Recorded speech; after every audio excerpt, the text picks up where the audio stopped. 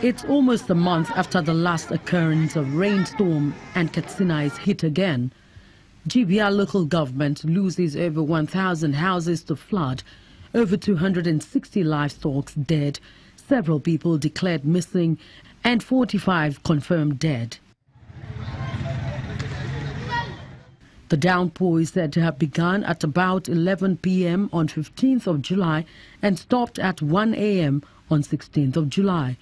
This has caused river channels to overflow their banks, leaving the tales of horrid destruction of 10 communities of GBR local government area. Though it is a natural occurrence, we cannot avoid it. It so happened I was called upon around 12:30 a.m. that some people were asking for help. And I told them, I asked them what kind of help. They said there were heavy downfall in GBR and many people are taken away by the flooding. I was highly confused. I couldn't sleep again until first thing in the morning I had to visit here. When I came down here, I visited the scene and I was made to understand both this river, the very big river we have, and the fund we have inside town. You know the volume of water that came. Definitely if the water should be washed away from the town, certainly the big river will not allow that water to enter the river. So based on that, the river overflowed. The water had to come back inside town, thereby taking almost 1,000 houses. We lost about 44 lives for now. We have not discovered the remaining. We are still searching. NIMET seasonal rainfall prediction is part of the agency's early meteorological early warning system. The Nigeria Meteorological Agency, NIMET, had in its forecast earlier in the year listed Katsina as one of the states that would experience heavy downpour.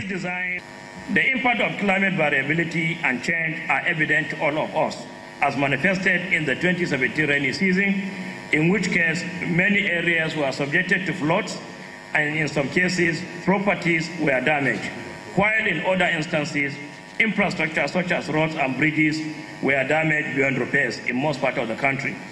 The weather and climate produced by NIMET are crucial for combating climate change through adaptation and mitigation strategies.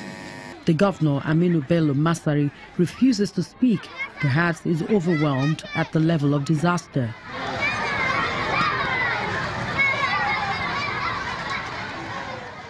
The governor later finds his voice at a press conference held at the General Muhammadu Buhari Government House. We still believe that is something which we are going to try ourselves as a state to solve, and I believe we have the capacity to solve the problem. And also the issue of creating awareness, because part of the problem is that some people built up in an area that is prone to flooding. And I think in redirecting and reconstructing the drainage, we must make sure that those living in lowland area that are prone to this kind of flooding are relocated to a much safer ground. Governor Masari promises to relocate the victims of the flood to a much safer ground and reconstruct their major drainages. Relief materials arrive for victims of the rain disaster. Food materials, beddings and sanitary items are the major items deployed. Medical staff from the GBR Primary Health Care are also deployed to the IDP camp.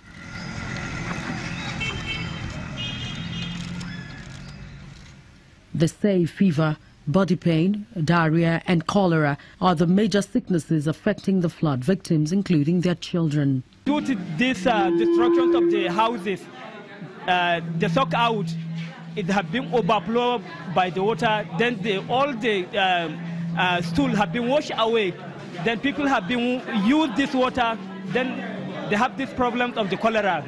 So this is the outbreak of cholera.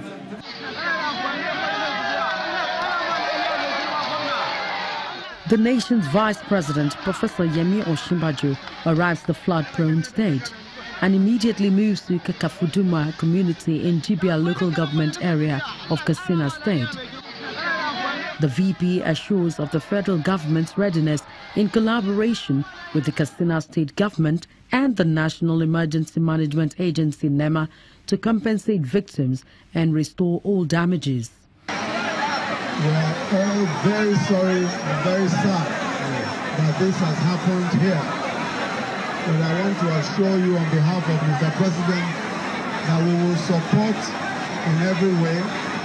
We will make sure that we compensate, and whatever damage has been done, we will be working with the state government and with NEMA, with the managing director of the DG NEMA is here. Thank you, sir. To provide all of the facilities and all of the necessary relief material that we will need here. I pray that this sort of thing will never happen again. Amen. And that we will never see this kind of tragedy again. Amen. Let us continue to be steadfast. We believe the Almighty God that there will always be peace, there will always be calm in our cities. We will never see this kind of tragedy again. Amen.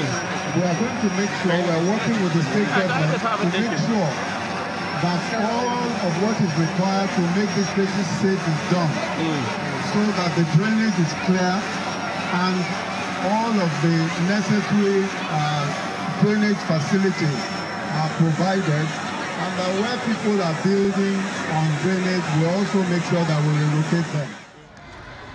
So far, a total of 1,499 victims have been registered at the Jibia IDP camp. We have never seen something like this in this state. I personally have never seen something like this. If you go down, the level of destruction was unimaginable. Because you can only compare it to this storm damage, earthquake, or war. Because the people lost everything. They were not able to carry a single. Some of the women went out naked. They were never seen because they were sleeping. The rain started at 11:30 in the night and lasted for 2.5 hours. And it was pouring like the sky had been opened. So that's really what happened, and we are grateful for Mr. President's concern. We are grateful for your concern.